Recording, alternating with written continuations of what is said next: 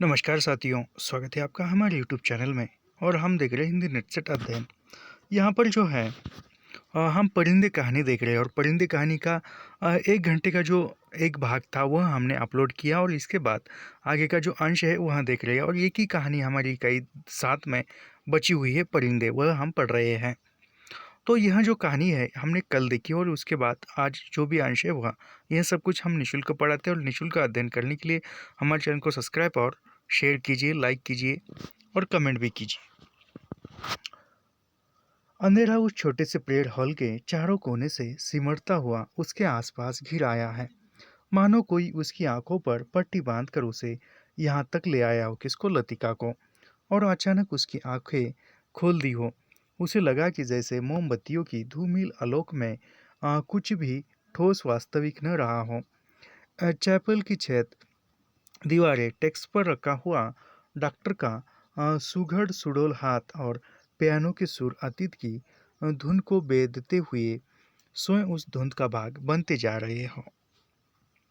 एक पगली सी स्मृति, एक उद्भ्रांत भावना, चैपल के शीशों के परे पहाड़ी सूखी हवा, यानी वह एक स्मृति याद, हवा में झुकी हुई पीविंग बिलोज की कांपती टहनियाँ, यानी चीड़ के पेड़। और दूसरा पेड़ का नाम कौन सा है? पीविंग विलोज। यह एक पेड़ का ही नाम है, याद रखिए। दो ही चीड़ का पेड़ और ये दो ही पेड़ के नाम आए हैं इस कहानी में, याद रखिए। कांपती टहनियाँ, पैरों तले चीड़ के पत्तों की, यानी चीड़ का पेड़ और विलिंग विलोज, यह दो ही पेड़ के नाम आए हैं। पत्तों की धीमी सी चीर परिचित खटखट।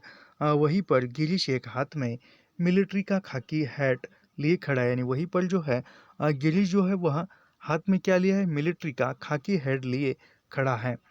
चौड़े उठे हुए सबल कंधे का अपना सिर वहाँ टिका दो तो जैसे सिमट कर खो जाएगा। चार्ल्स बोयर, यह नाम उसने रखा था। यानी क्या नाम रखा था गिरीश ने? तो चार्ल्स बोयर यह नाम रखा था। वह झेप कर हंसने लगा। तुम्हें आर्मी में किसने चुन लिया? मेजर बन गए हो, लेकिन लड़कियों से भी गए भी तो, यह हमने रात में देखा था। लेकिन मेजर बन गए फिर भी लड़कियों जैसे तुम शर्माते हो।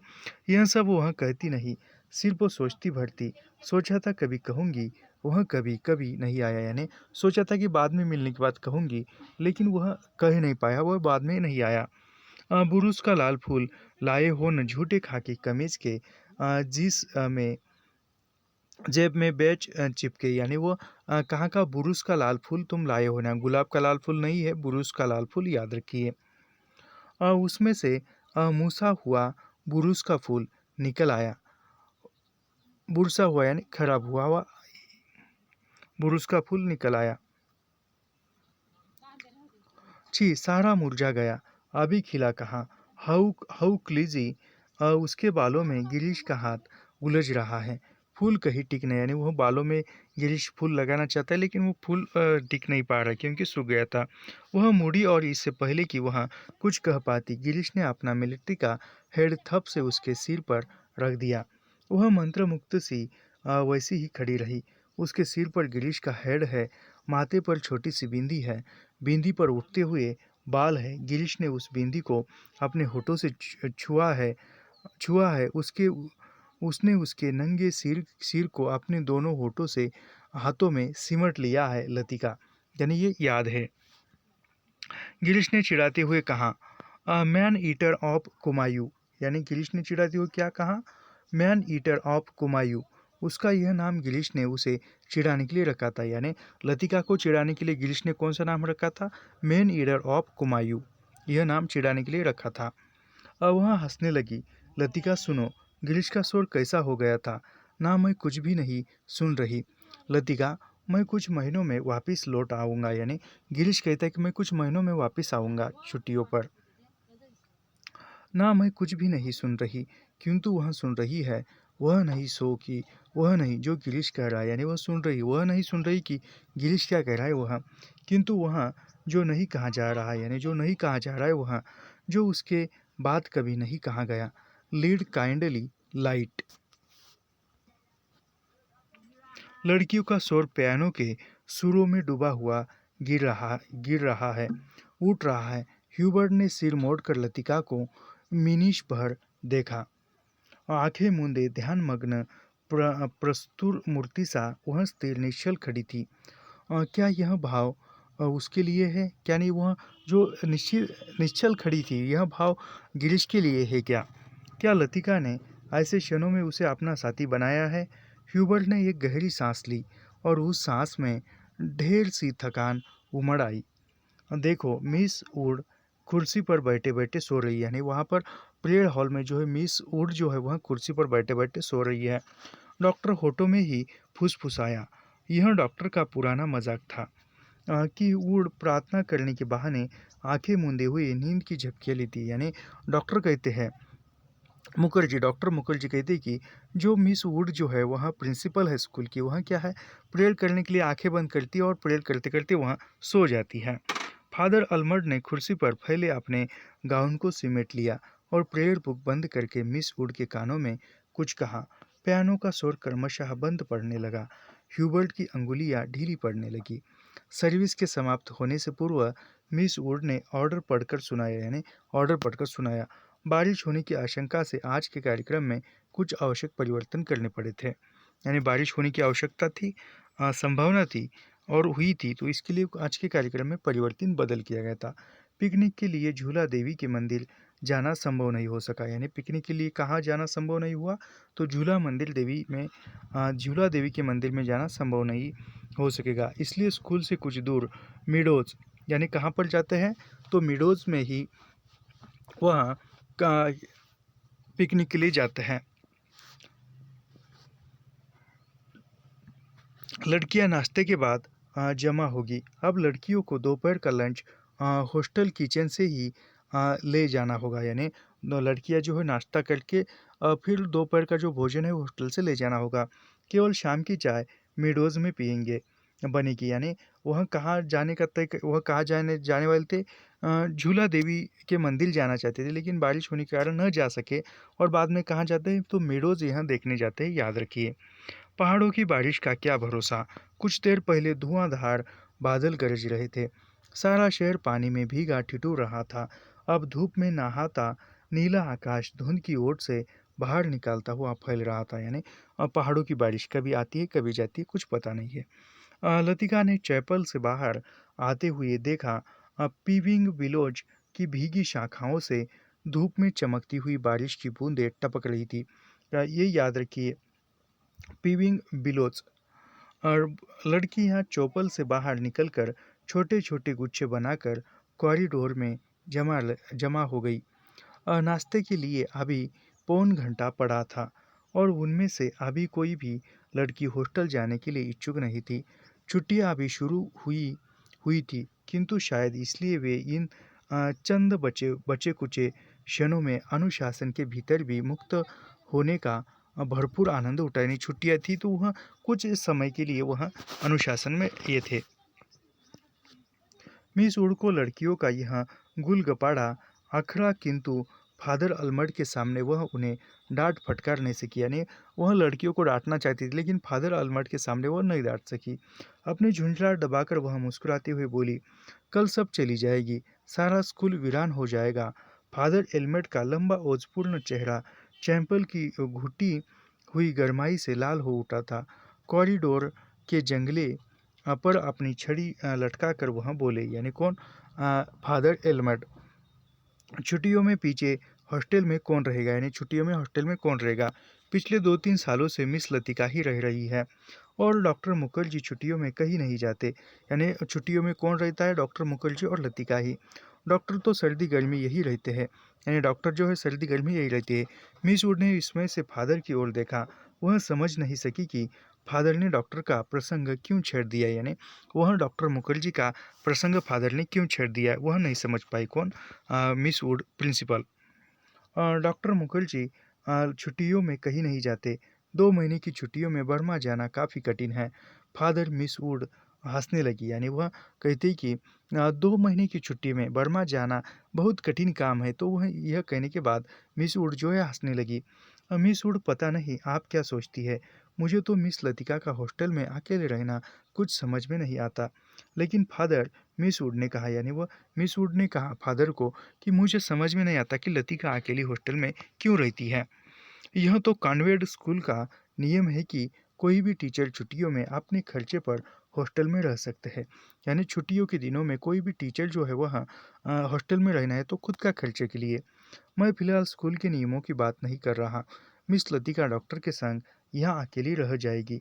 और सच पूछिए मिस वुड, डॉक्टर के बारे में मेरी राय कुछ बहुत अच्छी नहीं है। यानी मिस लतिका जो है डॉक्टर मुखर्जी के साथ अकेली रहती है, दोनों ही रहती है, तो कुछ ये तो वहाँ मेरी राय अच्छी नहीं है, ऐसा फादर कहता है। फादर, आप कैसी बात कर रहे हैं, मिस लतिका बच्चा थोड़ी ही है। मिस वुड को ऐसी आशा नहीं थी कि फादर एल्मेड अपने दिल में ऐसी दकियानूसी भावना को स्थान देंगे। यानी कहा जाए तो फादर है, तो वह ऐसी बातों का उसने विचार भी नहीं करना चाहिए मेरे ख्याल से, क्योंकि मैंने जो नया करार है वह पढ़ा हुआ है। फादर एल्मेड कुछ हतप्रभ से हो गए। बात पलटते हुए बोले, मिस वुड, मेरा मतलब यह नहीं था। आप तो जानती है मिस लतिका और उस मिलिट्री अफसर को लेकर एक अच्छा खासा स्कैटल बन गया था। कौन से? गिरीश नेगी को लेकर। स्कूल की बदनामी होने में क्या देर लगती है, वह बेचारा तो अब नहीं रहा। यानी गिरीश नेगी का जो है मृत्यु हो गया। मैं उसे जानती थी फादर, ईश्वर उसकी आत्मा को शांति दे। मिस वुड ने धीरे से अपनी दोनों बाहों से क्रांस लिया। फादर एल्मेड को मिस वुड की मूर्खता पर इतना अधिक क्षोभ हुआ कि उनसे आगे और कुछ नहीं बोला गया। डॉक्टर मुखर्जी से उनकी कभी नहीं पटती थी। किसकी अ, फादर एल्मेड और डॉक्टर मुखर्जी की आपस में नहीं पटती थी, इसलिए मिस वुड की आंखों में वह डॉक्टर को नीचा दिखाना चाहते थे। यानी फादर और फादर एल्मेड और मुखर्जी, इन दोनों के बीच में नहीं जमती थी, याद रखिए। इसलिए वह डॉक्टर को मिस वुड जो प्रिंसिपल है उसकी नज़रों में गिराना चाहता था, नीचा दिखाना चाहता था। किंतु मिस वुड लतिका का रोना ले बैठी। यानी मिस वुड लतिका का रोना ले बैठी। आगे बात बढ़ाना व्यर्थ था। उन्होंने छड़ी को जंगले से उठाया और ऊपर साफ खुले आकाश को देखते हुए बोले, प्रोग्राम आपने यूं ही बदला मिस वुड, आप क्या बारिश होगी। यानी प्रोग्राम यूं ही बदल दिया, आप क्या बारिश होगी। ह्यूबर्ट जब चैंपल से बाहर निकला तो उसकी आंखें चकाचौंध सी हो गई। उसे लगा जैसे किसी ने अचानक ढेर की चमकीली उबलती हुई रोशनी मिट्टी में भरकर उसकी आंखों में झोंक दी हो। पियानो के संगीत के असुर रुई के छुई मुई रेशों की भांति अब तक उसके मस्तिष्क की थकी मांदी नसों पर फड़फड़ा रहे थे। वह काफी थक गया था। कौन? ह्यूबर्ट। पियानो बजाने से उसके फेफड़ों पर हमेशा भारी दबाव पड़ता था। यानी पियानो बजाने से ह्यूबर्ट के किस शरीर के किस अवयव पर दबाव पड़ता था, तो फेफड़ों पर। दिल की धड़कनें तेज हो जाती थी। उसे लगता था कि संगीत के एक नोट को दूसरे नोट में उतारने के प्रयत्न में यह अंधेरी खाई पार कर रहा हूँ। आज चैपल में मैंने महसूस किया वह कितना रहस्यमय, कितना विचित्र था। ह्यूबर्ट ने सोचा। मुझे लगा पियानो का हर नोट चिरंतर खामोशी की अंधेरी अंधेरी खो से निकलकर बाहर फैली नीली धुंध को काटता तराशता हुआ एक भूला सा अर्थ खींच लगता है। गिरता हुआ चेहरा पोज एक छोटी सी मौत है। यानी गिरता हुआ चेहरा पोज क्या है? एक छोटी सी मौत है। मानो घने छायादार वृक्षों की कांपती छायाओं में कोई पगडंडी घूम गई हो। एक छोटी सी मौत जो आने वाले सुरों को अपनी बची कुची गुंजों की सांसें समर्पित कर जाती है, जो मर जाती है किंतु मिट नहीं पाती। मिटती नहीं इसलिए मरकर भी जीवित है। दूसरे सुरों में लय हो जाती है। ये इम्पोर्टेंट कथन है, याद रखिए। किंतु मिट नहीं पाती, मिटती नहीं इसलिए मरकर भी जीवित है, इम्पोर्टेंट है यह। डॉक्टर, क्या मृत्यु ऐसे ही आती है? यानी वह पूछते हैं कि डॉक्टर, क्या मृत्यु ऐसे ही आती है? मगर मैं डॉक्टर से पूछूं तो वह हंसकर टाल देगा। यानी डॉक्टर से पूछूं तो वह हंसकर टाल देगा। लगता है वह पिछले कुछ दिनों से कोई बात छिपा रहा है। उसकी हंसी में जो सहानुभूति का भाव होता है वह मुझे अच्छा नहीं लगता। किसके? डॉक्टर के। आज उसने मुझे स्पेशल सर्विस में आने को रोका था। कारण पूछने पर वह चुप रहा था। कौन सी ऐसी बात है जिसे मुझसे कहने में डॉक्टर कतराता है? शायद मैं शक्की मिजाज होता जा रहा हूँ, ये ह्यूबर्ट बता रहा है, और बात कुछ भी नहीं है। ह्यूबर्ट ने देखा, लड़कियों की कतार स्कूल से हॉस्टल जाने वाली सड़क पर नीचे उतरती जा रही है। उजली धूप में उनके रंग बिरंगे रिबन, हल्की आसमानी रंग की फ्रॉक है, यानी वहाँ लड़कियों ने किस प्रकार का फ्रॉक पहना था? तो हल्की आसमानी रंग का। सफ़ेद पेटियाँ, यानी सफ़ेद पेटियाँ चमक रही है। सीनियर कैम्ब्रिज की कुछ लड़कियों ने चैपल की वाटिका के गुलाब के फूलों को तोड़कर अपने बालों में लगा दिया। याद रखिए, लड़कियों ने, स्कूल के लड़कियों ने या हॉस्टल के लड़कियों ने कौन से फूल बालों में लगाए हैं? तो गुलाब के लगाए हैं, याद रखिए। कंडोनमेंट कंटोनमेंट के 3-4 सिपाही लड़कियों को देखते हुए अनशील मजाक करते हुए हंस रहे थे और कभी कभी किसी लड़की की ओर जरा झुककर सीटी बजाते लगते हैं। Hello mister Hubert. Hello mister Hubert. Hubert ने चौंक कर पीछे देखा, यानी कहा कि किसी ने कहा ह्यूबर्ट को, हेलो मिस्टर ह्यूबर्ट। इतने में ह्यूबर्ट ने चौंक कर पीछे देखा। लतिका एक मोटा सा रजिस्टर बगल में दबाए खड़ी थी। आप यही है, यानी आप यही है। ह्यूबर्ट की दृष्टि लतिका पर टिकी रही। वह क्रीम रंग की पूरी बाहों की ऊनी जैकेट पहने हुई थी। कौन? लतिका। कुमाऊनी लड़कियों की तरह लतिका का चेहरा गोल था, यानी कि कुमाऊनी लड़कियों की तरह लतिका का चेहरा गोल था। धूप की तपन से पका गेहुआ रंग कहीं कहीं हल्का सा गुलाबी हो गया था, यानी लतिका का रंग गेहुआ था। मानो बहुत धोने पर भी गुलाल के कुछ धब्बे इधर उधर बिखर गए हो। उन लड़कियों के नाम नोट करने थे जो कल जा रही है, यानी जो कल छुट्टियों में जा रही है, उन लड़कियों के नाम नोट करने थे रजिस्टर पे। सो पीछे रुकना पड़ा। आप भी तो कल जा रहे हैं मिस्टर ह्यूबर्ट, यानी आप भी तो कल जा रहे हो। अभी तक तो यही इरादा है। यहाँ रुक कर भी क्या करूँगा, यानी वह ह्यूबर्ट कहता है कि यहाँ रुक कर भी मैं क्या करूँगा। आप स्कूल की ओर जा रही है, चलिए, यानी आप स्कूल की ओर जा रही है, चलिए, कहते हैं। पक्की सड़क पर लड़कियों की भीड़ जमा थी, इसलिए वे दो दो पोलो ग्राउंड का चक्कर काटती हुई पगडंडी से नीचे उतरने लगी। हवा तेज हो चली। चीड़ के पत्ते हर झोंके के संग टूट टूट कर पगडंडी पर ढेर लगाते जाते थे। ह्यूबर्ट रास्ता बनाने के लिए अपनी छड़ी से उन्हें बुहार कर दोनों ओर बिखेर देता था। लतिका पीछे खड़ी हुई देखती रहती थी। अल्मोड़ा की ओर से आती हुई छोटे छोटे बादल, यानी अल्मोड़ा की तरफ से आते हुए छोटे छोटे बादल जो है, वह रेशमी रुमालों से उड़ते हुए सूरज के मुंह पर लिपट जाते थे, फिर हवा में बह निकलते थे। इस खेल में धूप कभी मंद फीकी सी पड़ जाती थी, कभी अपना उछला आंचल खोलकर समूचे शरीर को अपने में समेट लेती थी।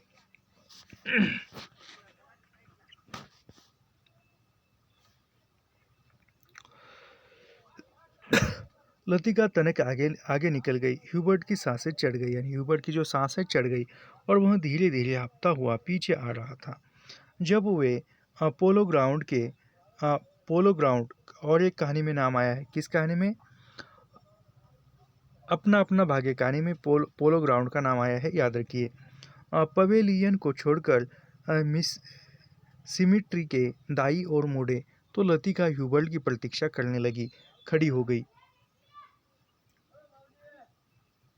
उसे याद आया, छुट्टियों के दिनों में जब कभी कमरे में अकेले बैठे बैठे उनका मन उब जाता, यानी वह लतिका कहती कि छुट्टी के दिनों में कमरे में अकेले बैठे बैठे उनका मन जब उब जाता तो वह अक्सर टहलते हुए सिमिट्री तक चली आती थी। उसने सटी पहाड़ी पर चढ़कर वह बर्फ में ढके देवदार वृक्षों को, यानी कौन कौन से वृक्षों को आए हैं?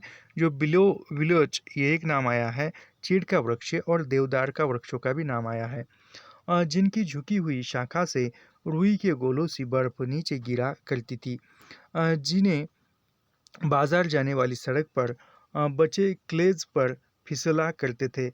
वह खड़ी खड़ी बर्फ में छिपी हुई उस सड़क का अनुमान लगाया करती थी जो फादर एल्मेड के घर से गुजरती हुई मिलिट्री अस्पताल और डाकघर से होकर चर्च की सीढ़ियों तक जाकर गुम हो जाती थी। जो मनोरंजन एक दुर्गम पहेली को सुलझाने में होता है, यानी जो मनोरंजन एक दुर्गम पहेली को सुलझाने में होता है, वही लतिका को बर्फ में खोए रास्ते को खोज निकालने में, यानी बर्फ से ढके हुए रास्ते को खोज निकालने में होता था। आप बहुत तेज चलती है मिस लतिका, यानी ह्यूबर्ट कहता है कि आप बहुत तेज चलती है। थकान से ह्यूबर्ट का चेहरा कुम्हला गया था, माथे पर पसीना की बूंदें छलक रही थी। कल रात आपकी तबीयत क्या खूब खराब हो गई थी, यानी वो लतिका पूछ रही है। आपने कैसे जाना? क्या मैं अस्वस्थ दिख रहा हूँ? यानी ह्यूबर्ट करता है कि आपने कैसे जाना, क्या मैं अस्वस्थ दिख रहा हूँ?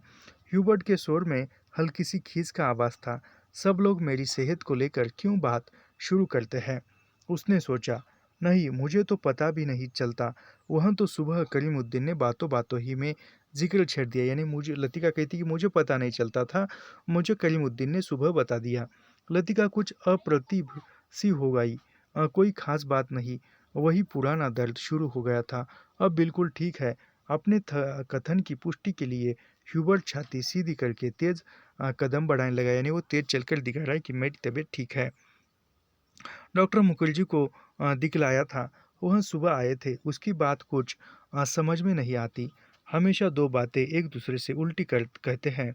कहते थे कि इस बार मुझे 6-7 महीने की छुट्टी लेकर आराम करना चाहिए, यानी डॉक्टर मुखर्जी ने कहा। लेकिन अगर मैं ठीक हूँ तो भला इसकी क्या ज़रूरत है, यानी मैं ठीक हूँ तो 6-7 महीने की छुट्टियाँ लेकर क्यों रही हूँ? ह्यूबर्ट के स्वर में व्यथा की छाया लतिका से छिपी न रह सकी। बात को टालते हुए उसने कहा, आप तो नाहक चिंता करते हैं मिस्टर ह्यूबर्ट। आजकल मौसम बदल रहा है, यानी लतिका कहती कि आप तो नाहक चिंता कर रहे हैं, मौसम बदल रहा है तो होता है।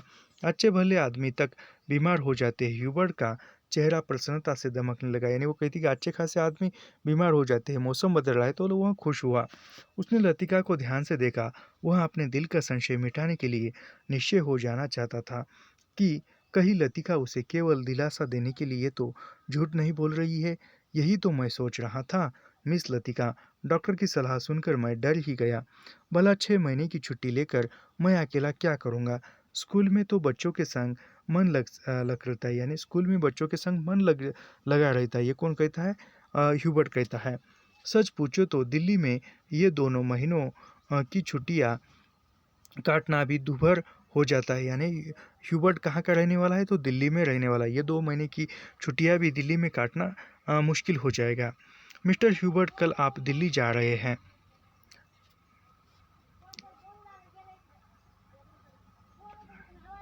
मिस्टर ह्यूबर्ट कल आप दिल्ली जा रहे हैं। लतिका चलते चलते हठात ठिठक गई। सामने पोलो ग्राउंड फैला था, जिसके दूसरी ओर मिलिट्री की ट्रकें कंटोमेंटन की ओर जा रही थी।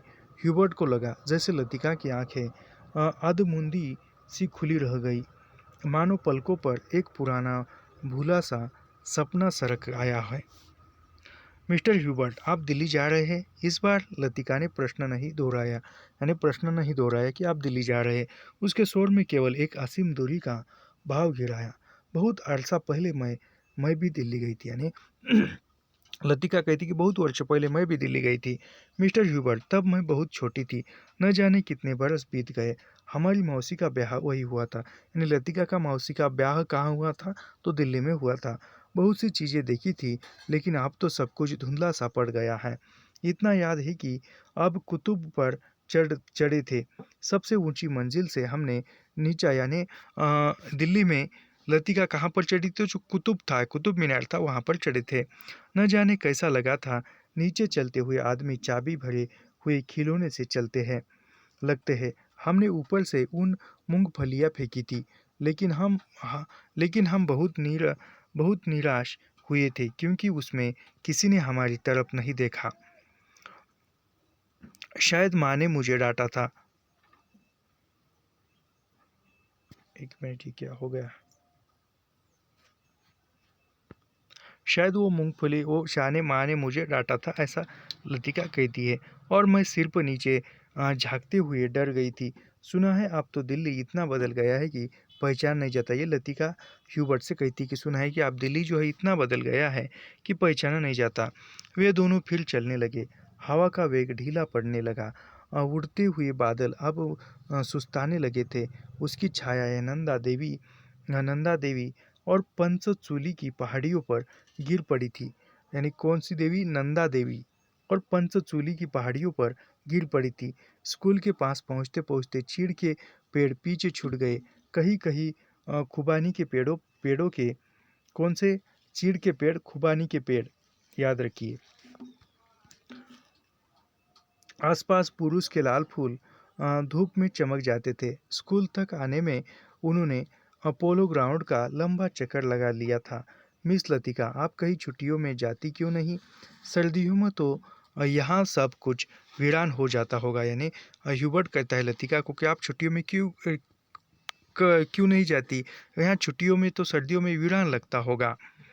आप मुझे यहाँ अच्छा लगता है, लतिका ने कहा। लतिका कहती कि आप मुझे यहाँ अच्छा लगता है। पहले साल अकेला कुछ आकड़ा था। यानी पहला साल जो था अकेले रहने में आखर गया था। आप आदी हो चुकी हो। क्रिसमस से एक रात पहले क्लब में डांस होता है। यानी क्लब में डांस कब होता है? क्रिसमस के एक रात पहले लॉटरी डाली जाती है और रात को देर तक नाच गाना होता रहता है। नए साल के दिन कुमायूं रेजिमेंट की ओर से परेड ग्राउंड में कार्निवाल किया जाता है। कार्निवाल किया जाता है। बर्फ पर स्केटिंग होती है। रंग बिरंगे गुब्बारे के नीचे फौजी बैंड बजता है। फौजी अफसर फैंसी ड्रेस में भाग लेते हैं। हर साल ऐसा ही होता है मिस्टर ह्यूबर्ट, लतिका कहती है। फिर कुछ दिनों बाद विंटर स्पोर्ट्स के लिए अंग्रेजी टूरिस्ट आते हैं। हर साल मैं उनसे परिचित होती हूँ। किससे? अंग्रेजी टूरिस्ट्स के लिए। वापस लौटते हुए वे हमेशा वादा करते हैं कि अगले साल भी आएंगे, पर मैं जानती हूँ कि वे नहीं आएंगे। वे भी जानते हैं कि वे नहीं आएंगे। फिर भी हमारी दोस्ती में कोई अंतर नहीं पड़ता। फिर कुछ दिनों बाद पहाड़ों पर बर्फ़ पिघलने लगती है। छुट्टियाँ खत्म होने लगती है। अब सब लोग अपने अपने घरों से वापस लौट आते हैं और मिस्टर ह्यूबर्ट पता भी नहीं चलता कि छुट्टियाँ कब शुरू हुई थी और कब खत्म हुई, लतिका कहती है। लतिका ने देखा कि ह्यूबर्ट उसकी ओर आतंकित भयाकुल दृष्टि से देख रहा है। वह सीट पिटाकर चुप हो गई। उसे लगा मानो वह इतनी देर से पागल सी अनर्गल प्रलाप कर रही हो। मुझे माफ़ करना मिस्टर ह्यूबर्ट, कभी कभी मैं बच्चों की तरह बातों में बहक जाती हूँ। यानी वो लतिका कहती कभी कभी मैं बातें करते हुए बच्चों की तरह बातों में बहक जाती हूँ। मिस लतिका, ह्यूबर्ट ने धीरे से कहा। वह चलते चलते रुक गया था। लतिका ह्यूबर्ट के भारी शोर से चौंक गई थी।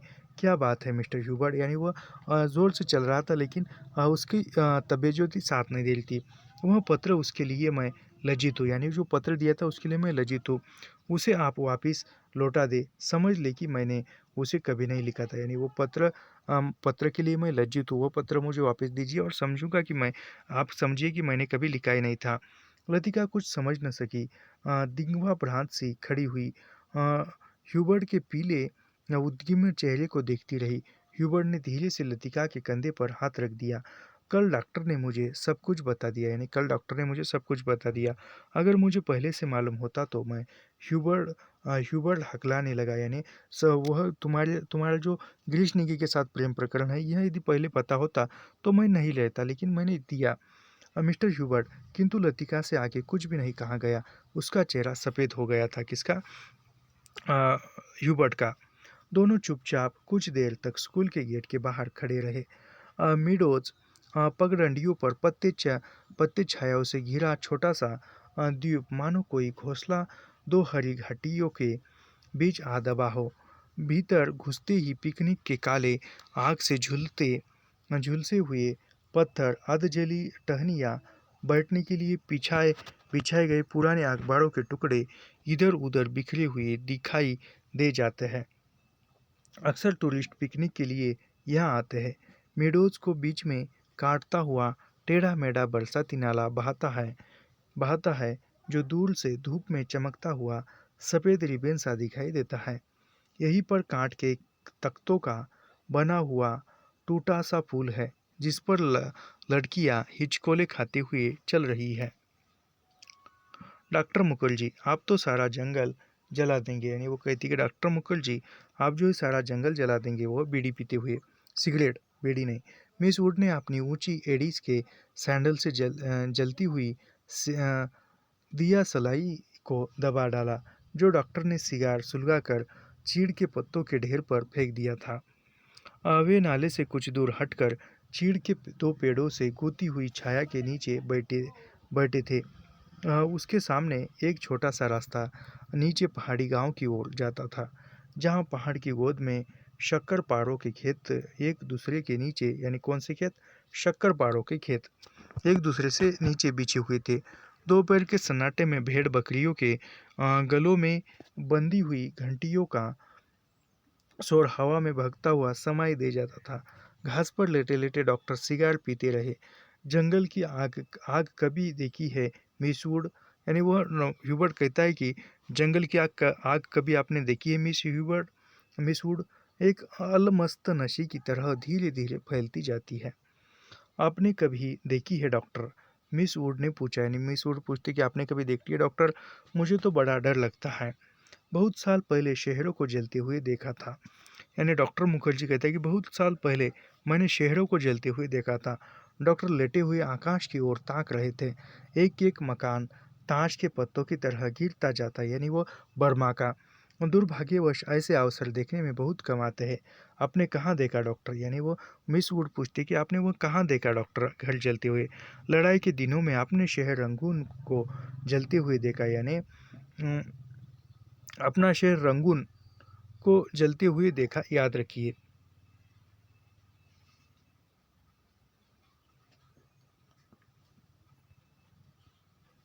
यानी ये रंगून शहर का नाम कहाँ पर और किस में आया है? तो इकाई 10 में जो आवारा मसीहा है उसमें भी रंगून शहर का नाम है, याद रखिए। वहाँ पर अपने मामा के पास जाते हैं काम करने के लिए। कौन? शरद चंद्र। ये हमने परसों के दिन ही देखा है।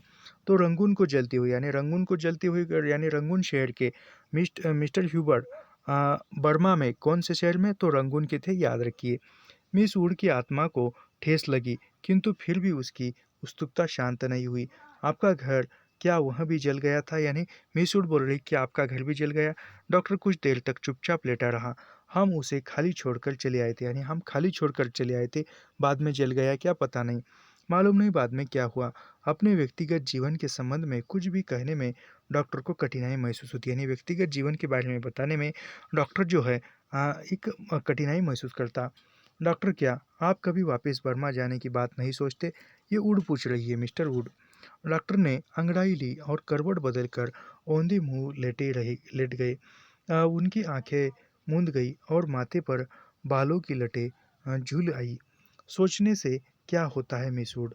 जब बर्मा में था तब क्या कभी सोचा था कि यहाँ आकर उम्र काटनी पड़ी? यानी सोचने से क्या होता है? जब मैं बर्मा में था तो मैंने कभी सोचा भी नहीं था कि यहाँ आकर उम्र काटनी पड़ेगी, लेकिन यहाँ आ गया।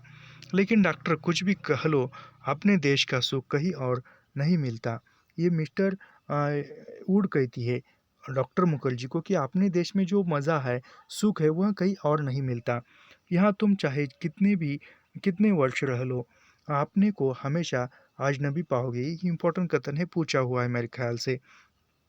लेकिन डॉक्टर कुछ भी कह लो, अपने देश का सुख कहीं और नहीं मिलता। यहाँ तुम चाहे कितने वर्ष रह लो, अपने को हमेशा अजनबी पाओगे। यानी यहाँ तुम कितने भी वर्ष रह लो, यहाँ पर तुम अजनबी भी खुद को पाओगे। डॉक्टर ने सिगार के धुएं को धीरे धीरे हवा में छोड़ दिया। दरअसल अजनबी तो मैं वहाँ भी समझा जाऊँगा, यानी मैं बर्मा जाऊँगा तो वहाँ पर भी मैं अजनबी समझा जाऊँगा।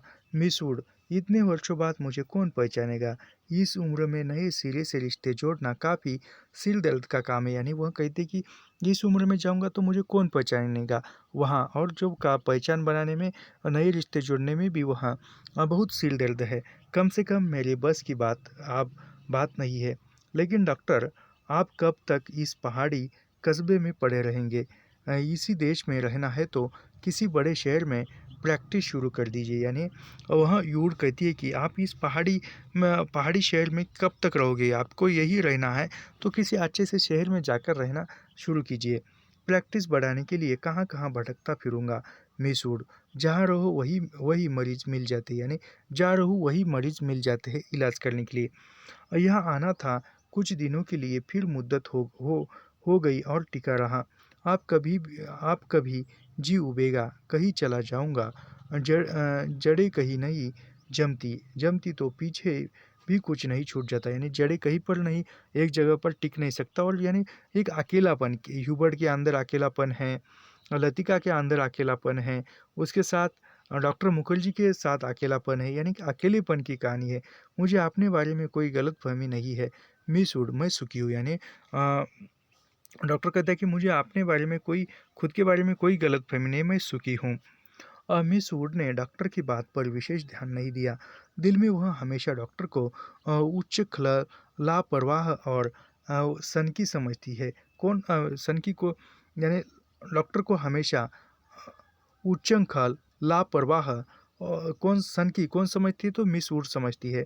किंतु डॉक्टर के चरित्र में उनका विश्वास है न जाने क्यों, क्योंकि डॉक्टर ने जाने अनजाने में उनका कोई प्रमाण दिया हो, यह उन्हें याद नहीं पड़ता। मिस वुड ने एक ठंडी सांस भरी। वह हमेशा यह सोचती थी कि यदि डॉक्टर इतना आलसी और लापरवाह न होता तो अपनी योग्यता के बल पर काफ़ी चमक सकता था। यानी वह लापरवाह न होता तो अपनी योग्यता के बल पर किसी शहर में जाकर अस्पताल खोल सकता था। इसलिए उन्हें डॉक्टर पर क्रोध भी आता था और दुखी भी होता था। मिस वुड ने अपने बैग से उनका गोला और सलाइयाँ निकाली, यानी मिस वुड ने अपने बैग से उनका गोला और सलाइयाँ निकाली। फिर उनके नीचे से अखबार में चिपटा हुआ चौड़ा कॉफ़ी का डिब्बा उठाया, जिसमें अंडों की सैंडविचें और आ, हैम हैमबर्गर दबे हुए थे, यानी अंडों के सैंडविच और हैमबर्गर है हैमबर्ग ये किसके पास थे, तो मिस वुड के पास थे। थर्मस से प्यालों में कॉफ़ी उंडेलते हुए मिस वुड ने कहा, डॉक्टर कॉफ़ी ठंडी हो रही है, यानी कॉफ़ी ठंडी हो रही, पीजिए। डॉक्टर लेटे लेटे बुड़बुड़ाया। मिस वुड ने नीचे झुककर देखा। वह कोहनी पर सिर टिकाए सो रहा था। ऊपर का होठ जरा सा फैलकर मुड़ गया था, मानो किसी ने मजाक करने से पहले मुस्कुरा रहा हो, यानी मजाक करने से पहले मुस्कुरा हो, ऐसा वो लेटा था। उसकी उंगलियों में दबा हुआ सिगार नीचे झुका हुआ लटक रहा था। मेरी मेरी, what what to do what do want. दूसरे स्टैंडर्ड में पढ़ने वाली मेरी ने अपनी चंचल चपल आंखें ऊपर उठाई, यानी वह मैरी जो है वह कितने स्टैंडर्ड में पढ़ती है, तो दूसरे स्टैंडर्ड में पढ़ती है। चपल आंखें ऊपर उठाई लड़कियों का दायरा उसे घेरे हुए कभी पास आता था, कभी दूर खींचता चला जाता था। आई वांट ब्लू, यानी आई वांट ब्लू। दोनों हाथों के हवा में झुलाती हुई मेरी चिल्लाई। दायरा पानी की तरह टूट गया। सब लड़कियां एक दूसरे से पर गिर पड़ती, किसी नीली वस्तु को छूने के लिए भाग दौड़ करने लगी। लंच समाप्त हो चुका था। लड़कियों के छोटे छोटे दल मिडोज में बिखर गए थे। ऊंची क्लास की कुछ लड़कियां चाय का पानी गर्म करने के लिए पेड़ों पर चढ़कर सूखी लड़कियां तोड़ रही थी, यानी ऊंची क्लास की जो लड़कियां है चाय का पानी गर्म करने के लिए पेड़ पर चढ़कर सूखी लकड़ियां तोड़ने लगी थी। दोपहर की उस घड़ी में मीडोज आलसाया ऊँघता सा जान पड़ता था। हवा का कोई भूला भटका झोंका चीड़ के पत्ते खटखटाता उठते थे। कभी कोई पक्षी अपनी सुस्ती मिटाने झाड़ियों में उड़कर नाले के किनारे बैठ जाता था, पानी में सिर डुबोता था, फिर उबकर हवा में दो चार निरुद्देश्य चक्कर काटकर दोबारा झाड़ियों में दुबक जाता था। किंतु जंगल की खामोशी कभी चुप नहीं रहती। जहाँ पर परीक्षा में पूछे जाने हैं वहीं पर मैं विश्लेषण करूँगा। गहरी नींद में डूबी सपनों में से कुछ आवाज़ें नीरवता के हल्के झीले पर्दे पर सलवटें बिछा रही है। मूक लहरों से हवा में तितली तिरती है, मानो कोई दबे पांव झांककर अदृश्य संकेत कर आता है। देखो मैं यहाँ हूँ। लतिका कहती है कि देखो मैं यहाँ हूँ। लतिका ने जूली के बाब है लतिका ने जूली के बाब हेयर को सहलाते हुए कहा, तुम्हें कल रात बुलाया था, यानी जूली को कहती है कि कल रात तुम्हें मैंने बुलाया था लेकिन तुम नहीं आई। मैडम मैं गई थी, आप अपने कमरे में नहीं थी, ये तो छत पर थी, टेरेस पर। टेरेस नहीं, टेरेस्ट पर थी। मैडम मैं गई थी लेकिन आप अपने कमरे में नहीं थी। लतिका को याद आया कि रात वहाँ डॉक्टर के कमरे के टेरेस पर देर तक बैठी रही थी और भीतर ह्यूबर्ट पियानो पर शोपा का नो कट्स बजा रहा था। जूली तुमसे कुछ पूछना था, यानी वह लतिका कहती है जूली तुमसे कुछ पूछना था। उसे लगा वह जूली की आंखों से अपने को बचा रही है। जूली ने अपना चेहरा ऊपर उठाया, उसकी भूरी आंखों से कौतूहल झांक रहा था। तुम ऑफिसर्स मेस में किसको जानती हो, यानी तुम अपीर यानी जूली को पूछ रही है लतिका कि तुम ऑफिसर मेस में किसको जानती हो। जूली ने अनिश्चित भाव से सिर हिलाया। लतिका कुछ देर तक जूली को अपलक घूरती रही। जूली मुझे विश्वास है तुम झूठ नहीं बोलोगी। कुछ क्षण पहले जूली की आंखों में जो कौतूहल था वह भय से परिणित होने लगा। लतिका ने अपनी जैकेट की जेब से एक नीला लिफाफा निकालकर जूली की गोद में फेंक दिया। यह किसकी चिट्ठी है, यानी ये चिट्ठी प्रेम पत्र होता है यह। जूली ने लिफाफा उठाने के लिए हाथ बढ़ाया, किंतु फिर एक क्षण के लिए उसका हाथ कांप कर ठिठक गया। लिफाफे पर उसका नाम और हॉस्टल का पता लिखा हुआ था। यानी ये लिफाफा कहाँ से आया था, तो ऑफिसर्स मेस से आया था। थैंक यू मैडम, मेरे भाई का पत्र है। यानी वो क्या कहती है कि थैंक यू मैडम, मेरे भाई का पत्र है। वह झांसी में रहता है, यानी जूली का भाई कहाँ पर रहता है, झांसी में रहता है। जूली ने घबराहट में लिफाफे को अपने स्कर्ट्स की तहों में छिपा लिया। जूली ज़रा मुझे लिफाफा दिखाओ, यानी फिर लतिका कहती कि जूली ज़रा मुझे लिफाफा दिखाओ। लतिका का स्वर तीखा कर्कश सा हो गया। जूली ने अनमने भाव से लतिका को पत्र दे दिया। तुम्हारे भाई झांसी में रहते हैं। जूली इस बार कुछ नहीं बोली, यानी वह कहती है लतिका कि तुम्हारे भाई झांसी में रहते हैं, तो इस बार वह नहीं बोली। उसकी उद्भ्रांत उखड़ती सी आंखें लतिका को देख रही थी। यह क्या है, यानी वह क्या दिखा रही है। जूली का चेहरा सफ़ेद पड़ गया। लिफाफे पर कुमायूं रेजिमेंटल सेंटर की मुहर उसकी ओर लगी थी, यानी वो झांसी का नहीं था। कुमायूं रेजिमेंटल सेंटर की मुहर लगी थी, उसकी ओर घूम रही थी। कौन है यह, यानी कौन है वह, लतिका पूछ रही है। लतिका ने पूछा। उसने पहले भी हॉस्टल में उड़ती हुई अफवाह सुनी थी कि जूली को क्लब में किसी मिलिट्री अफसर के संग देखा गया है। यानी हॉस्टल में पहले भी चर्चा हुई थी, बात फैल गई थी कि जूली को किसी मिलिट्री ऑफिसर के संग देखा था, किंतु ऐसी अफवाहें अक्सर उड़ती रहती थी और उसने उन पर विश्वास नहीं किया था। जूली तुम अभी बहुत छोटी हो। जूली के होठ कांपे, उसकी आंखों में नीली ही याचना का भाव घिर आया। ये बात आजकल वर्तमान में देखा जाए तो अ, उम्र का कुछ दायरा नहीं है कि कोई भी उम्र में स्कूल के बच्चे भी प्रेम कर रहे हैं। 8वीं कक्षा में हमें प्रेम क्या होता है पता नहीं है। आजकल 8वीं कक्षा के लड़के प्रेम कर बैठे रहे हैं और न जाने क्या क्या करके लौट रहे हैं। जब भी कभी मैं कॉलेज के प्रांगण में जाता हूँ, वृंदावन में कॉलेज के, तो बहुत सारे नज़ारे देखने को मिलते हैं। वृंदावन यानी एक बगीचा कॉलेज का, तो बहुत सारे राधा कृष्ण बैठे हुए वहाँ पर दिखाई देते हैं। अच्छा अभी जाओ, तुमसे छुट्टियों के बाद बातें करूँगी, यानी अभी जाओ तुम छुट्टियों के बाद बातें करूँगी। जूली ने ललचाई दृष्टि से लिफाफे को देखा, कुछ बोलने को उद्यत हुई, फिर बिना कुछ कहे चुपचाप वापस लौट गई, यानी वो वापस जूली चली गई। लतिका देर तक जूली को देखती रही, जब तक वह आंखों से ओझल नहीं हो गई। क्या मैं किसी खुसट बुढ़िया से कम हूँ? अपने अभाव का बदला क्या मैं दूसरों से ले लूँ, यानी मेरे अंदर जो अभाव है, अकेलापन है, इसका बदला मैं दूसरों से ले लूँ। शायद कौन जाने, यानी वो कहती कि शायद कौन जाने, शायद जूली का यह प्रथम परिचय हो उस अनुभूति से जिसे कोई भी लड़की बच्चे चाव से संजो कर संभाल कर अपने में छिपाए रहती है। एक अनिर्वचनीय सुख जो पीड़ा लिए है, पीड़ा और सुख को डुबोती हुई उमड़ते जोर की खुमारी। ये कहानी जो उषा प्रियवदा का जो उपन्यास है लाल दीवारी 55 खंबे, उसके जैसा है, उसके जैसी ही कहानी है थोड़ी थोड़ी, जो दोनों को अपने में समो लेती है।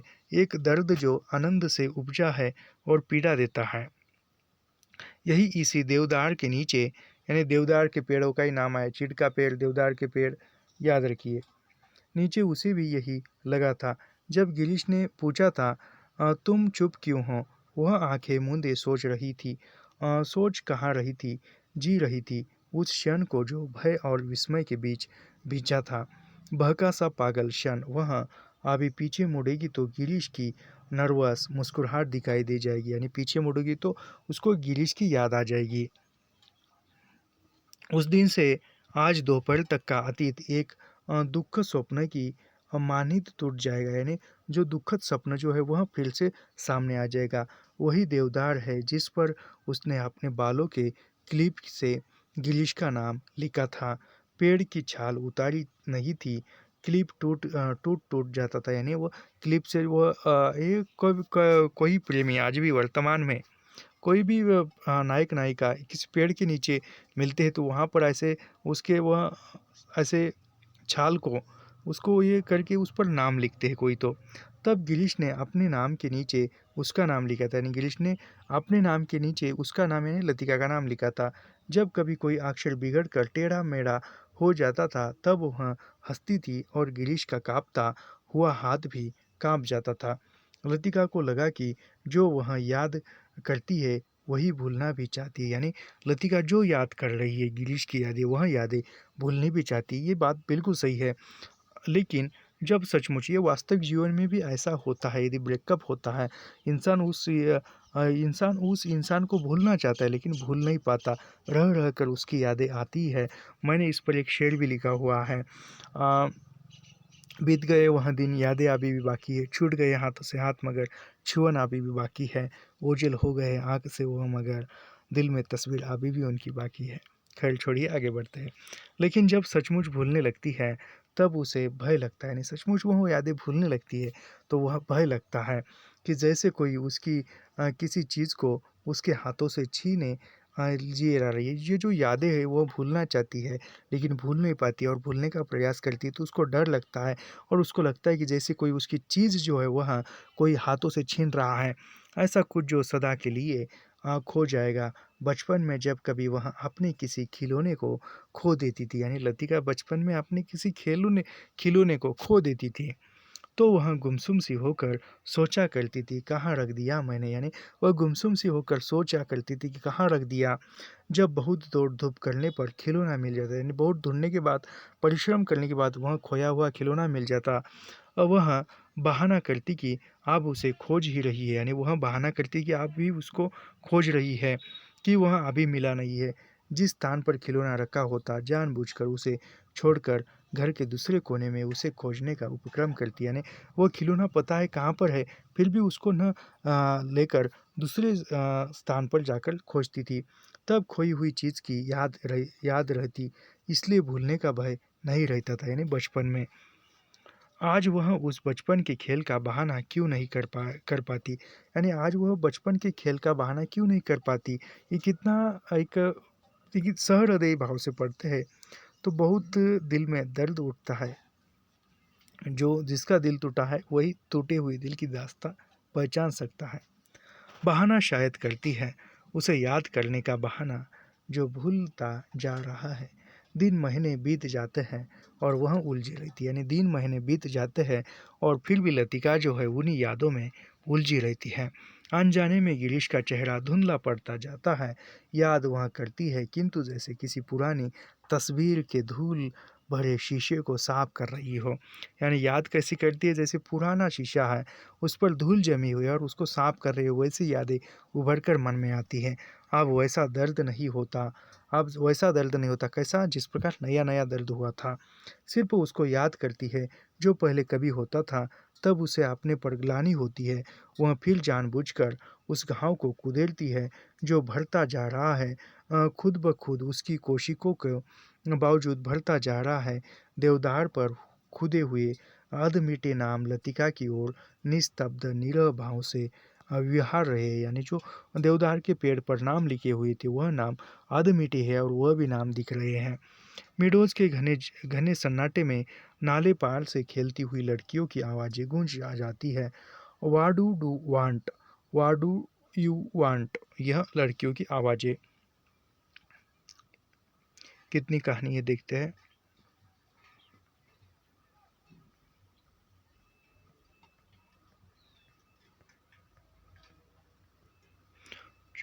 ख़त्म हो जाएगी।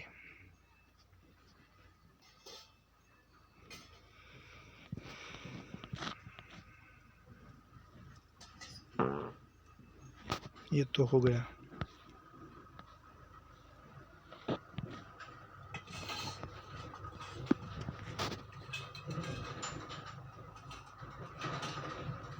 किस पन्ने पर थे यार हम?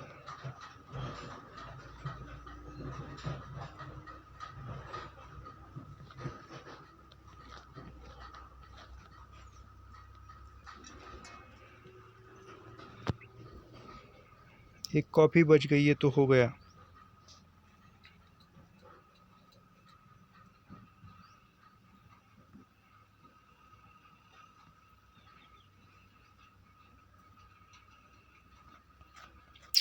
कहाँ चला गया? क्यों देखा मैंने कितनी कहानी बची है ये।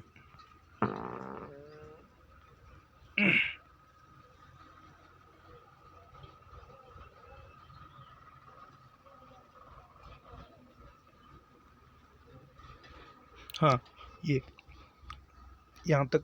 What do you want? ये बच्चे खेल रही है लड़कियाँ और आवाज़ आ रही है। तितलियाँ जुगनू मिडोज पर उड़ती हुई सांझ की छायाओं में पता नहीं चलता। यानी तितलियाँ झिंगुर जुगनू यह मिडोज की उतरती हुई सांझ की छायाओं में पता नहीं चलता कौन आवाज़ किसकी है। दोपहर के समय जिस आवाज़ों को अलग अलग पहचान जा सकता है, अब वे एक स्वरता यानी दोपहर में एक एक नहीं, शाम के समय में सभी एक साथ आवाज़ करते हैं। अविरल धारा में घुल गई थी। घास से अपने पैरों को पोंछता हुआ कोई रेंग रहा और झाड़ियों में झुरमुट से पैरों को फड़फड़ाता हुआ झपट कर कोई ऊपर से उठ जाता है, किंतु ऊपर देखो तो कहीं कुछ भी नहीं है। मिडोज के झरने का गड़गड़ाता शोर, जैसे अंधेरी सुरंग में झपाटे से ट्रेन गुजर गई हो। यानी मिडोज में जो झरना है उसका बहता हुआ शोर जैसे अंधेरी सुरंग में से ट्रेन जाती है उस प्रकार आता है। और देर तक उसमें सीटियों और पहाड़ियों की चित्कार गूंजती रही हो। पिकनिक कुछ देर तक और चलती, किंतु बादलों की तह यानी पिकनिक और चलती लेकिन बादल आ रहे थे, एक दूसरे पर चढ़ी जा रही थी। पिकनिक का सामान बटोर जाने लगा, यानी पिकनिक जो है खत्म हो रही थी। विंडोज के चारों ओर बिखरी हुई लड़कियां मिस उड़ के इर्द गिर्द जमा हो गई, यानी जो लड़कियां मिडोज घूम कर देख रही थी वहाँ आ गई। अपने संग वे आज अजीबोगरीब चीज़ें बटोर लाई थी। कोई किसी पक्षी के टूटे पंख को बालों में सजा लगाई हुई थी, यानी कोई लड़की जो है किसी पंछी के टूटे हुए जो पंख है वह बालों में लगाकर आई थी। किसी पेड़ की टहनी को चाकू से छिलकर छोटी सी बेद बना ली थी। ऊंची क्लास की कुछ लड़कियों ने अपने अपने रुमालों में नाले से पकड़ी हुई छोटी छोटी बालिश्त भर की मछलियों को दबा रखा था। यानी याद रखिए उस विंडोज़ की इसमें से क्या क्या लिया था किसी लड़कियों ने, वो कुछ लड़कियों ने जो पक्षी के टूटे हुए पंख अपने बालों में लगाए थे। कोई लड़कियों ने क्या किया था, छोटी छोटी जो टहनी होती पेड़ की टहनियों को चाकू से छीलकर छोटी सी बेंत बना ली थी। और जो ऊंची क्लास की लड़कियां थी उसने छोटी छोटी अपने रुमालों में जो छोटी छोटी मछलियां पकड़ी थी। कौन सी मछलियां? बालिश्त मछलियों को दबा रखा था, जिसे मिस वुड को छिप कर वे एक दूसरे को दिखा रही थी। यानी मिस वुड को छिप कर वो मछलियाँ दिखा रही थी। मिस वुड लड़कियों की टोली के संग आगे निकल गई। मेडोज से पक्की सड़क तक 3-4 फलांग की चढ़ाई थी। लतिका हाँफने लगी। डॉक्टर मुखर्जी सबसे पीछे आ रहे थे। लतिका के पास पहुंचकर वह ठिठक गए। डॉक्टर ने दोनों घुटनों को जमीन पर टेकते हुए मिस सिर झुकाकर एलिजाबेथ यूगिन अंग्रेजी में कहा, यानी एलिजाबेथ यूगिन अंग्रेजी में कहा, मैडम आप इतनी परेशान क्यों नजर आ रही है? और डॉक्टर की नाटकीय मुद्रा को देखकर लतिका के होठों पर थकी सी ढीली ढीली मुस्कुराहट बिखर गई। प्यास के मारे गला सूख रहा है और यह चढ़ाई है कि खत्म नहीं हो रही है। यानी वास्तव में वह क्यों परेशान हुई थी? क्योंकि उसको गिरीश की और उसकी यादें जो है वह उभर कर आई थी। डॉक्टर ने अपने कंधे पर लटकते हुए थर्मस को दबाकर लतिका के हाथों में देते हुए कहा, यानी थर्मास को लतिका के हाथों में देती हुई कहा, थोड़ी सी कॉफ़ी बची है, शायद कुछ मदद कर सके। यानी थोड़ी सी कॉफ़ी बची है, कुछ मदद कर सके पिए तो। पिकनिक में तुम कहाँ रह गए डॉक्टर? कहीं दिखाई नहीं दिए। दोपहर भर सोता रहा मिस उड़ के संग, यानी दोपहर भर सोता रहा। मेरा मतलब है कि मिस वुड पास बैठी थी, यानी मिस वुड पास बैठी थी, यानी सोता रहा मिस वुड के संग और बताता है कि मेरा मतलब था कि मिस वुड पास बैठी थी। मुझे लगता है मिस वुड मुझसे मोहब्बत करती है। यानी डॉक्टर क्या कहता है कि मिस वुड जो है मुझसे मोहब्बत करती है, ऐसा लगता है। कोई भी मजाक करते समय डॉक्टर अपनी मूंछों के कोनों को दबाने लगता है। यानी कोई भी मजाक करने से पहले, मजाक करते समय डॉक्टर मुखर्जी अपने मूंछों के जो कोने होते हैं उसको दबाने लगता है। क्या कहती थी लतिका ने थर्मस से कापी को मुंह में उंडेल दिया। यानी लतिका पूछती क्या कहती थी मिस वुड।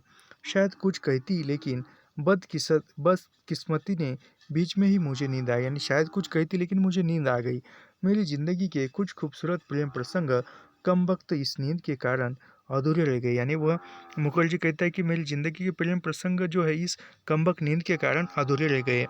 और इस दौरान में जब दोनों बातें कर रहे थे, उसके पीछे मेडोज और मोटर रोड के संग चढ़ती हुई चीड़ और बांस के वृक्षों की कतारें सांझ के घिरते अंधेरे में डूबने लगी।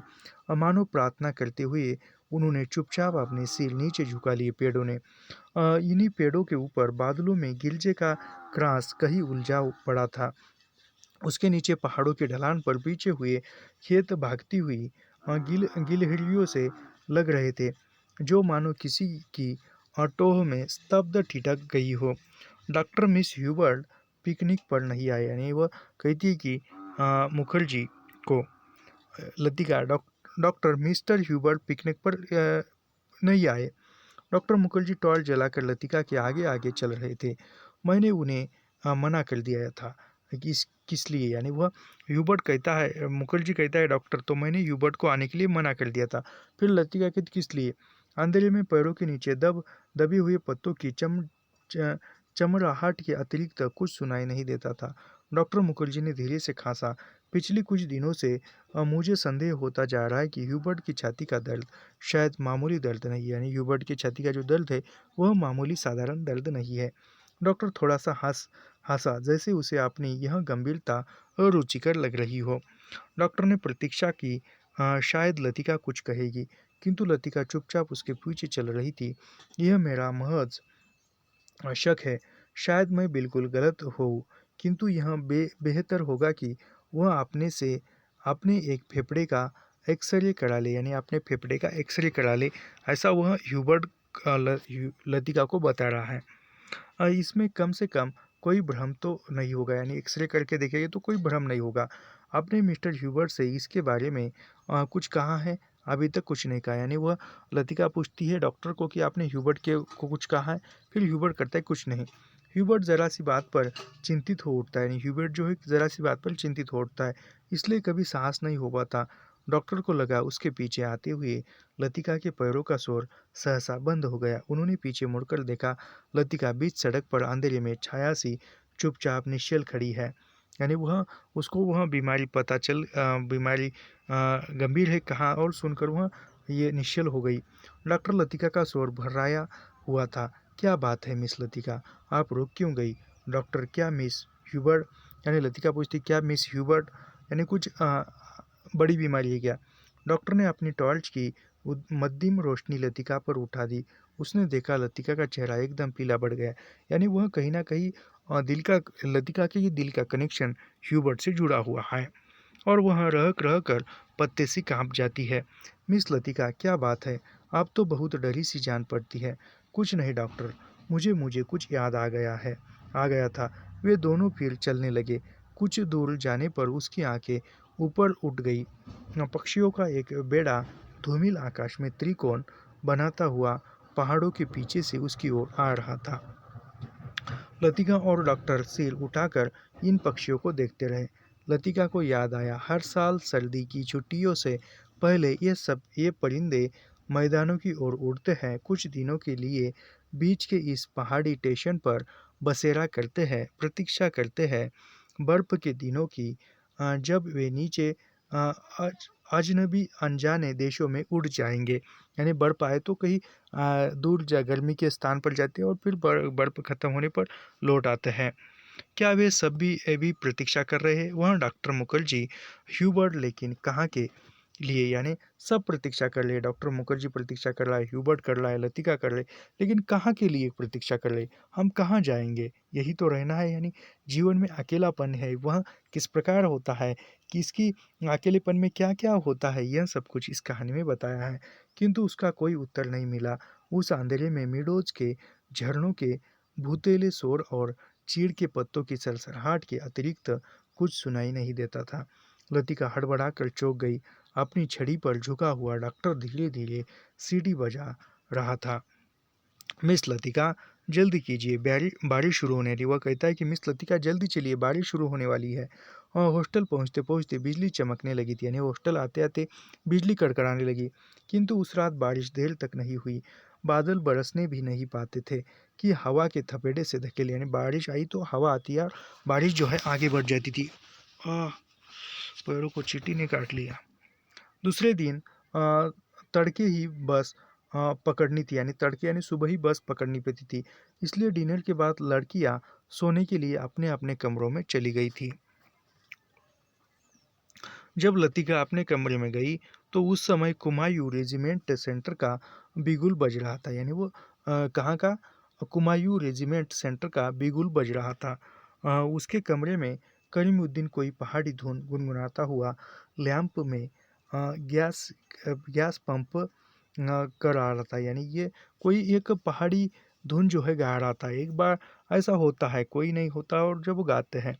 एक बार जब नए-नए में हम 2022 में कॉलेज में जॉइन हुए, तो मैं भी एक कोई तो गाना गा रहा था और पीछे से अन्य विभाग की एक मैडम आ गई। मुझे पता नहीं, वो बोली, मैडम आप कितना अच्छा गाते हो। मैंने थैंक यू कहा और गाना बंद कर दिया। लतिका उन्हीं कपड़ों में तकिए को दुहरा करके लेटी गई। करीमुद्दीन ने उड़ती हुई निगाह से लतिका को देखा, फिर अपने काम में जुट गया। पिकनिक कैसी रही मेम साहब? यानी करीमुद्दीन पूछता है लतिका को कि पिकनिक कैसी रही मेम साहब? तुम क्यों नहीं आए? सब लड़कियां तुम्हें पूछ रही थी, यानी वो लतिका कहती है कि करीमुद्दीन को कि तुम क्यों नहीं आए?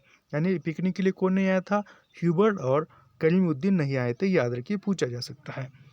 लतिका को लगा दिन भर की थकान धीरे धीरे उसके शरीर की पसलियों पर चिपटती जा रही है। अनायास उसकी आंखें नींद के बोझ से झपकने लगी। मैं चला आता तो ह्यूबर्ट साहब की तीमारदारी कौन करता? दिन भर उनके बिस्तर से सटा हुआ बैठा रहा और अब वह गायब हो गए हैं। करीमुद्दीन ने कंधे पर लटकते हुए मैचे कुचोले तौलिए को उतारा और लैंप के शीशे की गर्द पोंछने लगा। लतिका की अधमुंदी आंखें खुल गई, यानी अधमुखी आंखें जो है ह्यूबर्ट का नाम सुनते ही खुल गई। क्या ह्यूबर्ट साहब अपने कमरे में नहीं है? खुदा जाने इस हालत में कहाँ भटक रहे, यानी वह कहती खुदा जाने वह कहाँ गए। पानी गर्म करने कुछ देर के लिए बाहर गया था। वापस आने पर देखता हूँ कि कमरा खाली पड़ा है, यानी पानी गर्म करने के लिए कुछ गया था और वापस आकर देख रहा हूँ तो कमरा खाली है। करीमुद्दीन बड़बड़ाता हुआ बाहर चला गया। लतिका ने लेटे-लेटे पलंग के नीचे चप्पलों को पैरों से उतार दिया। ह्यूबर्ट इतनी रात कहाँ गए, यानी वो सोच रही कि ह्यूबर्ट इतनी रात कहाँ गए। किंतु लतिका की आंखें फिर छपक गई। दिन भर की थकान ने परेशानियों प्रश्न पर कुंजी लगा दी थी। मानो दिन भर आंखें मिचोली खेलती हुई उसने अपने कमरे में दया को छू लिया था। अब वह सुरक्षित थी। कमरे की चार दीवारी के भीतर उसे कोई नहीं पकड़ सकता, यानी अब वो सुरक्षित थी। कमरे के चार दीवारी थी। दिन के उजियाले में वह गवाही थी, मुजरिम थी, यानी दिन के उजियाले में मुजरिम थी। किसकी? जूली की मुजरिम थी। उसने जो उसका खत लिया था उसकी मुजरिम थी, गवाही थी। हर चीज़ का सबसे तगाज़ा था। अब इस अकेलेपन में कोई गिला नहीं, यानी अब अकेलेपन में कोई नहीं है। सिर्फ चार दीवारें, बंद कमरा, चार दीवारें, यही मेरी ज़िंदगी की कहानी है। ऐसी कुछ तो एक रचना है। उल्लाहना नहीं, सब खींचातानी खत्म हो गई है। जो अपना है वह बिल्कुल अपना सा हो गया है। जो अपना नहीं है उसका दुख नहीं, यानी जो अपना है वो उसका, ये इम्पोर्टेंट कथन है, याद रखिए, परीक्षा में पूछा जा सकता है। जो अपना है वह बिल्कुल अपना सा हो गया, यानी जो अपना है वह बिल्कुल अपना सा हो गया है। जो अपना नहीं है उसका दुख नहीं, अपनाने की फुर्सत नहीं, ये इम्पोर्टेंट कथन है, याद रखिए। लतिका ने दीवार की ओर मुंह घुमा लिया। लैंप के फीके आलोक में हवा में कांपते परिंदों की छायाएं हिल रही थी। बिजली कड़कने से खिड़कियों के शीशे चमक चमक जाते थे। दरवाजे चटकते लगते थे, जैसे कोई बाहर से धीमे धीमे खटखटाता रहा हो। कॉरिडोर से अपने अपने कमरों में जाती हुई लड़कियों की हंसी, बातों के कुछ शब्द, फिर सब कुछ शांत हो गए। फिर किंतु फिर भी देर गच्ची नींद में वह लैम्प का धीमा सा सीसी शोर सुनती रही। कब वह शोर भी मौन यानी कब वह शोर मौन रहा और उसको नींद आ गई, उसे पता न चला। कुछ देर बाद उसको लगा सीढ़ियों की कुछ दबी आवाज़ यानी सीढ़ियों पर कुछ दबी आवाज़ें जो है वह ऊपर आ रही है। बीच बीच में कोई चिल्ला उठता है और फिर सहसा आवाज़ें धीमी पड़ जाती है। मिस लतिका ज़रा अपना लैंप ले आइए, यानी वो कोई कहता है कि मिस लतिका अपना ज़रा सा लैंप ले आइए। कॉरिडोर के जीने से डॉक्टर मुखर्जी की आवाज़ आई, यानी कौन कहता है, मुखर्जी कहता है कि ज़रा अपना लैंप ले आइए। कॉरिडोर में अंधेरा था। वह 3-4 सीढ़ियाँ नीचे उतरी, लैंप नीचे नीचे किया। सीढ़ियों से सटे जंगले पर ह्यूबर्ट ने अपना सिर रख दिया था, यानी ह्यूबर्ट था। उसकी एक बाँह जंगले के नीचे लटक रही थी, यानी एक बाँह जो है जंगले के नीचे लटक रही थी और दूसरी डॉक्टर के कंधे पर झूल रही थी, जिसे डॉक्टर ने अपने हाथ में जकड़ रखा था। मिस लतिका, लैंप ज़रा और नीचे झुका दीजिए। Hubert, Hubert. डॉक्टर ने ह्यूबर्ट को सहारा देकर ऊपर खींचा। ह्यूबर्ट ने अपना चेहरा ऊपर किया। हिचकी व्हिस्की की तेज़ बू का झोंका लतिका के सारे शरीर को झिंझोड़ गया, यानी कि उसने ह्यूबर्ट ने व्हिस्की भी यानी एक शराब पी थी। व्हिस्की नामक एक शराब होती है और वह पी थी और उसकी जो बदबू है वह लतिका को आ गई। ह्यूबर्ट की आंखों में सुर्ख डोरे खींच आए थे। कमीज कमीज का कॉलर उल्टा हो गया था और टाई की गांठ ढीली होकर नीचे खिसक आई थी, यानी वह करीमुद्दीन कहता है कि पता नहीं कहाँ चले गया और ये पीने गया था। लतिका ने कांपते हाथों से लैंप सीढ़ियों पर रख दिया और आप दीवार के सहारे खड़ी हो गई। उसका सिर चकराने लगा था। In a back lane of the city there is girl who who loves me. Hubert हिचकियों के बीच गुनगुनाता हुआ था, यानी यह गाना कौन गुनगुनाता है? In a back lane of the city there is a girl who loves me. ये कौन कहता है? ये ह्यूबर्ट गुनगुना रहा है। Hubert please please. डॉक्टर ने ह्यूबर्ट के लड़खड़ाते शरीर को अपनी मजबूत गिरफ्त में ले लिया, यानी उसने डॉक्टर ने पकड़ा था। मिस लतिका, आप लैंप लेकर आगे चलिए। लतिका ने लैंप उठाया। दीवार पर उन तीनों की छायाएं डगमगाने लगी।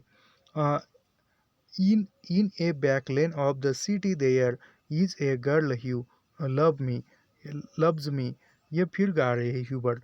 ह्यूबर्ट डॉक्टर मुखर्जी के कंधे पर सिर टिकाए अंधेरी सीढ़ियों पर उल्टे सीधे पैर रखता चढ़ रहा था, यानी पी थी।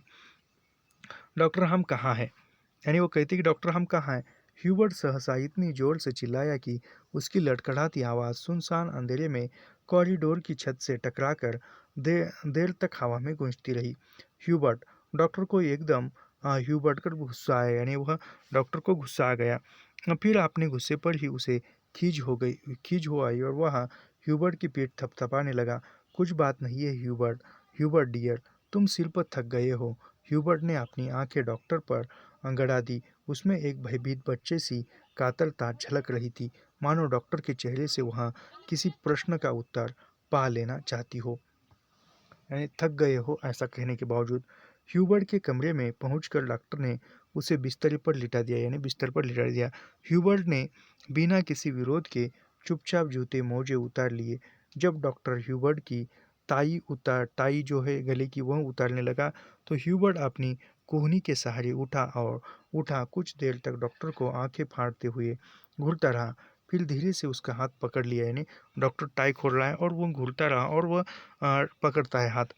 क्या डॉक्टर क्या, यानी वह ह्यूबर्ट कहता है कि डॉक्टर क्या मैं मर जाऊंगा? कैसी बात करते हो ह्यूबर्ट? यानी वो डॉक्टर कहता है कि डॉक्टर क्या मैं मर जाऊंगा? फिर डॉक्टर कहती कि ये तुम कैसी बात करते हो? डॉक्टर ने हाथ छुड़ाकर धीरे से ह्यूबर्ट का सिर तकिए पर टिका दिया। Good night Hubert. Good night doctor, यानी वो ह्यूबर्ट को गुड नाइट कहता है और ह्यूबर्ट डॉक्टर को गुड नाइट कहते हैं। करवट बदल ली। Good night mister Hubert. Latika का शोर सिहर गया, यानी वो ह्यूबर्ट को लतिका भी गुड नाइट कहती है, किंतु ह्यूबर्ट ने कोई उत्तर नहीं दिया। करवट बदलते ही उसे नींद आ गई, यानी ह्यूबर्ट को नींद आ गई थी। कॉरिडोर में वापस आकर डॉक्टर मुखर्जी रेलिंग के सहारे सामने खड़े हो गए। हवा के तेज झोंके से आकाश में फैली बादलों की परतें जब कभी इकहरी हो जाती, तब उसके पीछे से चांदनी बुझ जाती। आग के धुएं से आस पास की पहाड़ियों पर एग्जॉस्ट छोटा ही है, अभी हो गया थोड़ा सा 1.5 पेज।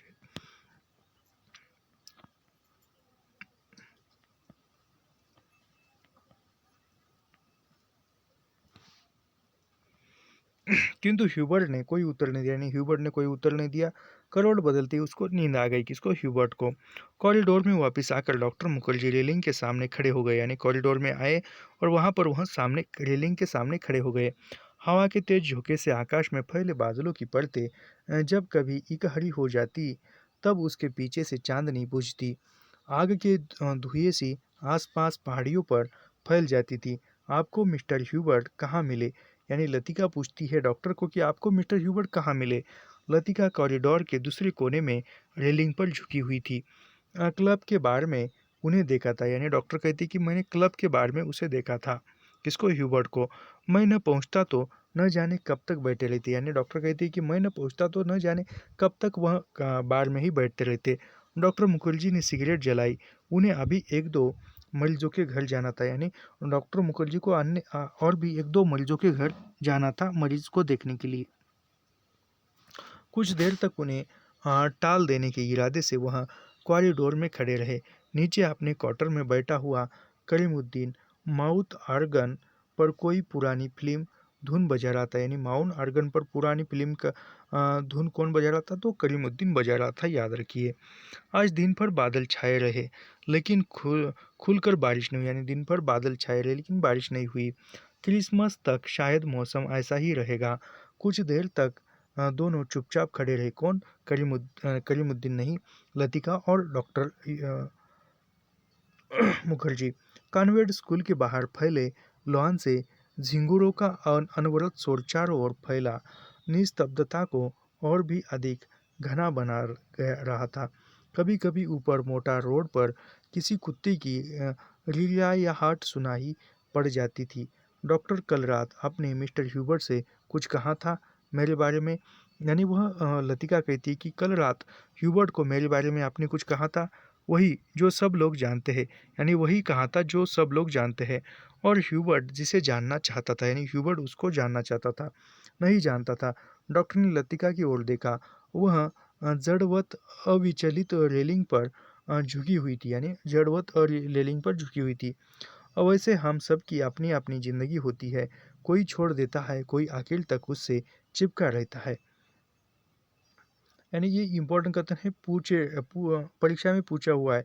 वैसे हम सबकी अपनी अपनी ज़िंदगी होती है, कोई छोड़ देता है, कोई आखिर तक उससे चिपका रहता है। डॉक्टर मुखर्जी अंधेरे में मुस्कुराए। उसकी मुस्कुराहट में सूखा सा विरक्ति का भाव भरा था। कभी कभी मैं सोचता हूँ मिस लतिका, किसी चीज़ को न जानना यदि गलत है, तो जानबूझकर न भूल पाना, हमेशा जोक की तरह उससे चिपटे रहना, यह भी गलत है। ये पूछा हुआ है यहाँ से। कभी कभी मैं सोचता हूँ कि मिस लतिका, यहाँ से पूछा हुआ है, किसी चीज़ को न जानना यदि गलत है, तो जानबूझकर न भूल पाना, हमेशा जोक की तरह उससे चिपटे रहना, यह भी गलत है। बर्मा से आते हुए मेरी पत्नी की मृत्यु हुई थी, यानी वह लतिका डॉक्टर मुखर्जी आप बता रहा है कि बर्मा से आते हुए मेरी पत्नी की मृत्यु हुई थी। मुझे अपनी ज़िंदगी बेकार सी लगी थी, यानी मुझे जो है मेरी ज़िंदगी बेकार सी लगी थी पत्नी की मृत्यु के बाद।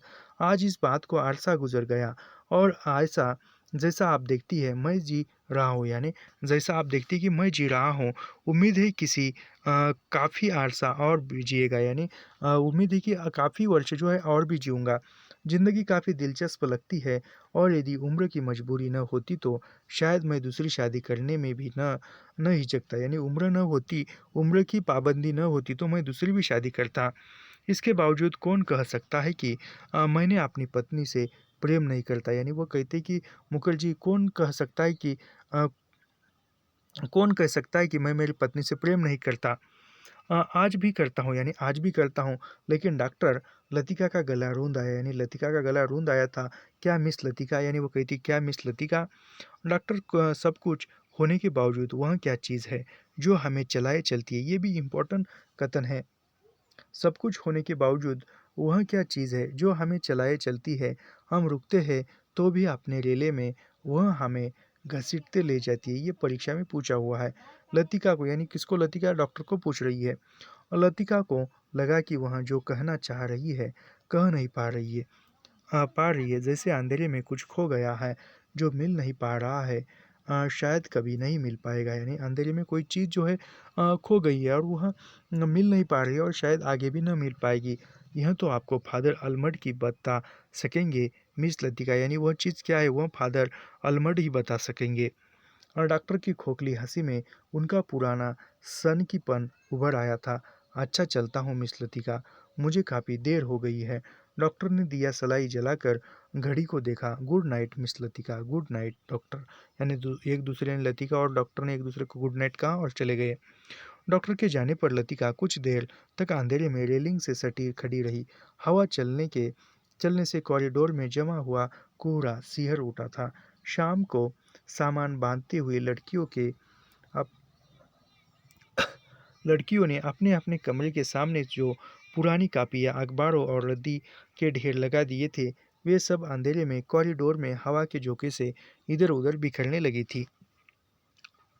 लतिका ने लैंप उठाया और अपने कमरे की ओर जाने लगी। कॉरिडोर में चलते हुए उसने देखा, जूही के कमरे में प्रकाश की एक पतली रेखा, यानी जूही के कमरे में प्रकाश है। दरवाजे के बाहर खींच आई है। लतिका को कुछ याद आया। वह कुछ क्षणों तक सांस रोके जूली के कमरे के बाहर खड़ी रही। कुछ देर बाद उसने दरवाज़ा खटखटाया। भीतर से कोई आवाज़ नहीं, यानी उसने दरवाज़ा खटखटाया और भीतर से कोई आवाज़ नहीं आई। लतिका ने दबे हाथों से हल्का सा धक्का दिया। दरवाज़ा खुल गया। जूली लैंप बुझाना भूल गई थी, यानी जूली जो है सो गई थी और लैंप बंद करना भूल गई थी। लतिका धीरे धीरे दबे पांव जूली के पलंग के पास चली आई। जूली का सोता हुआ चेहरा लैंप के फीके आलोक में पीला सा दिख रहा था। लतिका ने अपनी जेब से वही नीला लिफाफा निकाला और उसे धीरे से जूली के तकिए के नीचे दबाकर रख दिया।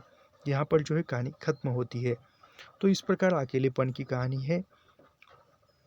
यह सब कुछ हमने नेट, जेआरएफ, सेट परीक्षा, सेट परीक्षा नहीं, ऑल सेट परीक्षा, इसके साथ ही पीएचडी एंट्रेंस एग्जाम, इन सभी की दृष्टिकोण से यह कहानी हमने पढ़ी है। ऐसे ही अध्ययन करने के लिए हमारे चैनल को सब्सक्राइब कीजिए, लाइक कीजिए और शेयर करना मत भूलिए। और एक बात बताना चाहता हूँ मैं, यह कहानी थोड़ी लंबी थी, इसलिए मैंने थोड़ी फास्ट मोड में पढ़ाया। तो यहाँ पर हम रुकते हैं।